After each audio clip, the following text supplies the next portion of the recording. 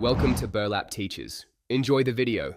You start by confirming the only way build and input setup so nothing surprises you mid-solve. Once done, open the puzzle and scan tile positions, noting any locked or marked pieces. Make your first move on a non-critical edge piece to create space. This reveals options without risking progress.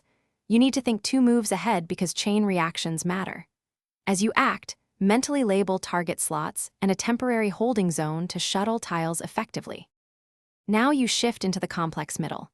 You methodically execute the 3-step plan, move the target tile toward its goal, hold interfering tiles in the buffer zone, then restore previously solved pieces.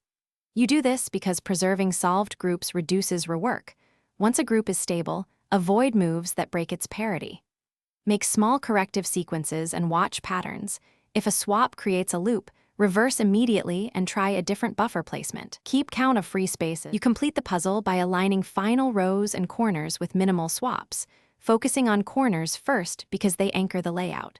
Once the last few tiles are near their slots, use short, deliberate sequences to avoid disturbing solved areas. Slow pulses are better than random moves. If you encounter a parity error, apply the 2-move correction sequence to swap necessary tiles without undoing work. Finally, save a screenshot or record the steps so you can reproduce the solve if you need to trouble.